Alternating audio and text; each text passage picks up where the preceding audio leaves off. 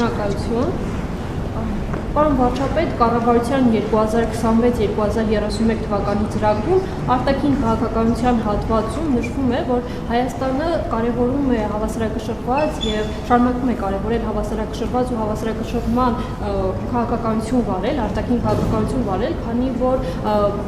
այն էական ազդեցություն է ունեցել հատկապես արտաքին միջավայրի կայունացման վրա։ Այս բaragարում սակայն մենք դեռևս շարունակում ենք լսել երրորդ երկրի Ռուսաստանի կողմից հնչեցվող պահանջներ ԵՄ-ԵԱՏՄ ընտրության այս մասով երկրում հարակավե անցկացնելու, ինչպես նաև ՀԱՊԿ-ի մասով որոշումներ կայացնելու մասին են խոսում։ Այս բaragարում Հայաստանում ինչպես է դրսևորվել հավասարակշռված ու հավասարակշռման քաղաքականությունը կամ պետք է շարունակվի դրսևորվել եւ արդյոք երրորդ երկրի կողմից հնչեցվող այս պահանջները իրենց ազդեցությունը չեն ունենում արտաքին միջավայրի կայունացման վրա։ Շնորհակալ եմ։ Գիտեք, ընդհանրապես դա միջազգային հարաբերություններում միջպետական հարաբերությունները հենց դրանից էլ կազմված են, երբ որ երկրները մյուս երկրների առաջ ձևակերպում են իրենց հետաքրքրող հարցերը։ Հիմա դուք ասիկ պահանջ, որտեղ է արձանագրված այդ պահանջը։ ԵԱՏՄ անդամ 4 երկրների ղեկավարների հայտարարության մեջ արձանագրված է, որ նրանք պաշտպանում են հանրաքվե անելու գաղափարը։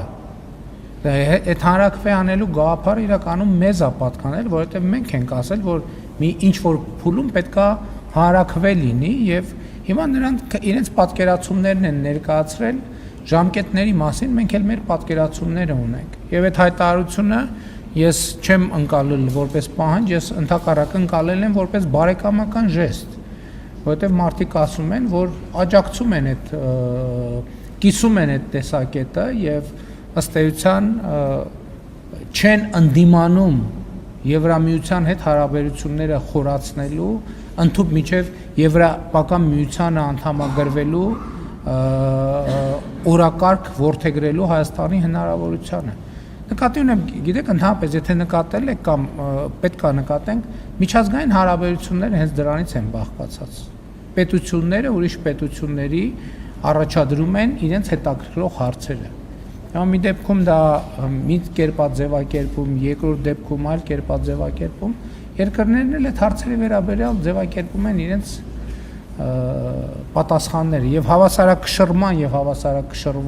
հավասարակշռված եւ հավասարակշռման արտաքին քաղաքականությունն էլ այս դեպքում հենց դրանով էլ արտահայտվում է, որ մենք մի դեպքում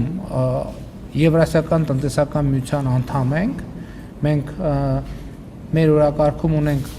այդ երկրների հետ մեր հարաբերությունները զարգացնելու հարցը, մյուս կողմից, տեսեք, վերջին տարիներին մենք ռազմավարական համագործակցություն ենք սահմանել, ստեղծել Միացյալ Նահանգների հետ, Վրաստանի հետ, Չինաստանի հետ, Ֆրանսիայի հետ, Նիդերլանդների հետ եւ էլի Ղազախստանի հետ, դրանով արտահայտվում։ Նախկինում այսպեսի բան չկար։ Նախկինում մենք միայն մի ուղղությամբ ունենք ռազմավարական համագործակցություն։ Հիմա մենք բազմաթիվ ուղղություններով ունենք ռազմավարական համագործակցություն։ Օրինակ պաշտպանության ոլորտում ո՞նց է արտահայտվում հավասարակշռված եւ հավասարակշռման արտաքին քաղաքականությունը։ Արտահայտվում է նրանում, որ մենք նախկինում ռազմատեխնիկական ոլորտի մեր համագործակցության 85-90%-ը մի ուղղությամբ էր։ Հիմա մենք տասնյակ ուղղություններով ռազմատեխնիկական համագործակցություն ունենք եւ մայիսի 28-ի զորահանդեսի ժամանակ դուք դա տեսաք։ Այնտեղ կային, ես թիվը ասել էի, կարծեմ 7 երկրի արտադրության զորահանդեսին մենք սպառազինություն եւ տեխնիկա ենք ցույց տվել։ Եթե հիմա դուք արխիվից հանեք նախկինում Հայաստանում տեղի ունեցած զորահանդեսների տեսագրությունը կամ ինֆորմացիան, կտեսնեք, որ այնտեղով 90%-ով մի, եթե ոչ ավել, մի երկրի արտադրության տեխնիկա է ցուցադրվել։ Սրա մասին է խոսքը։ Եվ նաև դա տնտեսական ոլորտում պետք է արտահայտվի եւ այնտեղ որտեղ արտահայտել է դա, հասցրել է արտահայտվի, մենք ակնհայտ հաջողություններ ունենք։ Այնտեղ որտեղ ոչ, ակնհայտ է